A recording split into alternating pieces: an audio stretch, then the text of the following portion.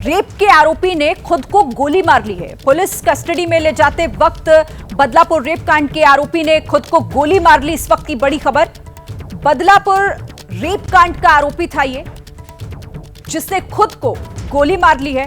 बताया जा रहा है कि पुलिस कस्टडी में ले जाते वक्त उसने खुद को गोली मारी है। इस वक्त की ये बड़ी खबर, बदलापुर रेप कांड से जुड़ी हुई आरोपी जिसने खुद को गोली मारी। और बड़ी बात यहां पर यह है कि पुलिस कस्टडी में उस वक्त वो था जब पुलिस उसे अपने साथ ले जा रही थी। उसी वक्त उसने खुद को गोली मार ली।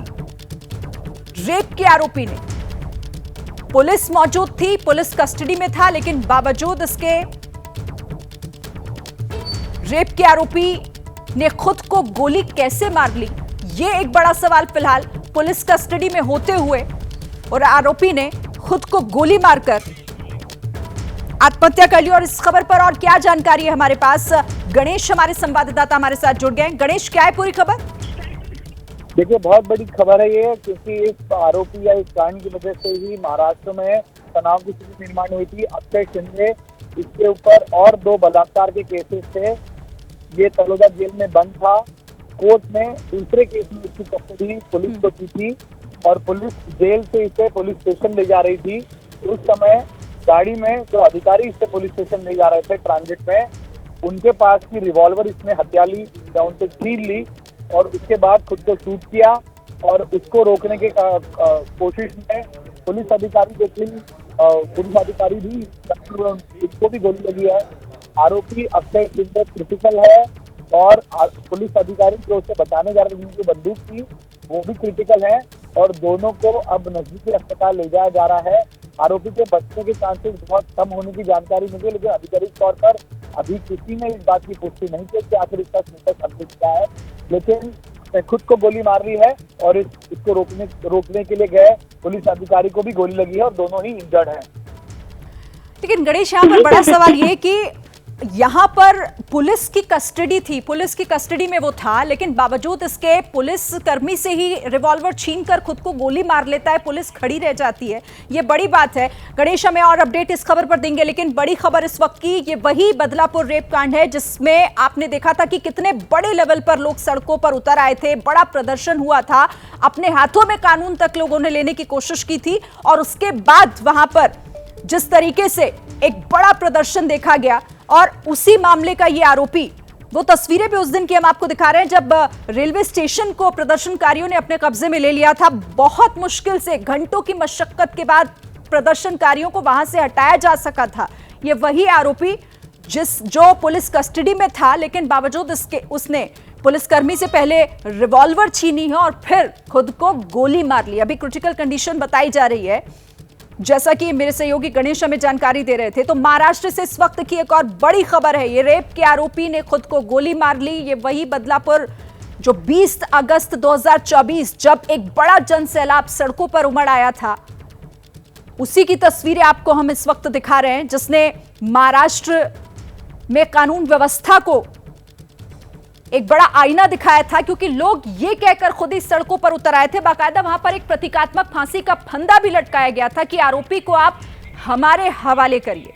अच्छा, मृत्युंजय हमारे संवाददाता अभी हमारे साथ इस पर जुड़ गए हैं। मृत्युंजय, रेप के आरोपी ने खुद को गोली मार ली है, कई बड़े सवाल, लेकिन आपके पास और क्या जानकारी है इससे जुड़ी? देखिए, ये जानकारी निकल कर आई है कि अक्षय शिंदे, जो कि न्यायिक हिरासत में इस समय है जुडिशियल कस्टडी में, उसे जेल से निकालकर कहीं दूसरी जगह ले जाया जा रहा था।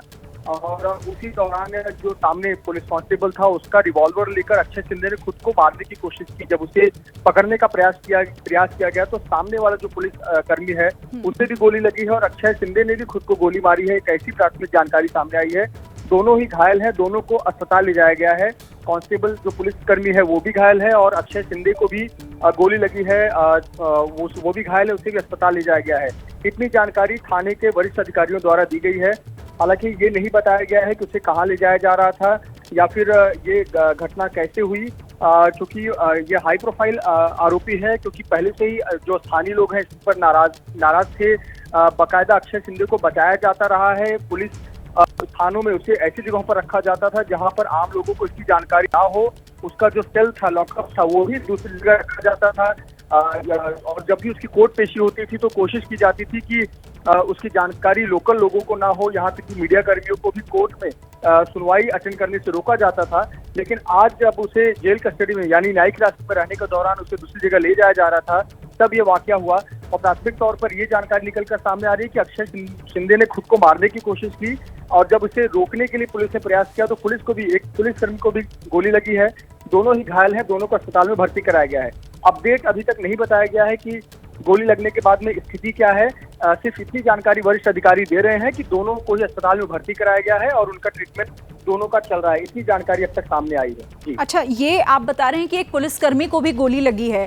क्या अक्षय शिंदे खुद को गोली मार रहा था या उसने पुलिसकर्मियों को भी गोली मारी है, चोट पहुंचाने की कोशिश की है? इससे जुड़ी कोई अपडेट?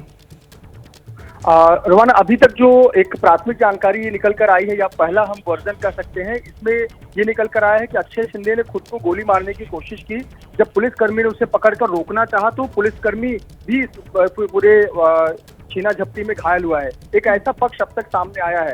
हालांकि अभी तक कोई आधिकारिक बयान थाने पुलिस की तरफ से नहीं दिया गया है, इसलिए स्पष्ट नहीं है कि आखिरकार ये पूरा घटनाक्रम हुआ कैसे। लेकिन जो अब तक की बात समझ में आ रही है पुलिस अधिकारियों से बातचीत में, कि अक्षय शिंदे ने खुद को खत्म करने की कोशिश की थी। इसमें छीना झपटी में पुलिसकर्मी को भी गोली लगी और खुद अक्षय शिंदे को भी गोली लगी है और दोनों को अस्पताल में भर्ती कराया गया। मृत्युंजय, कोई और जानकारी कि कहां ले जाया जा रहा था? न्यायिक हिरासत में ये आरोपी था, हाई प्रोफाइल ये मामला जिसने पूरी महाराष्ट्र की सियासत को हिलाकर रख दिया था।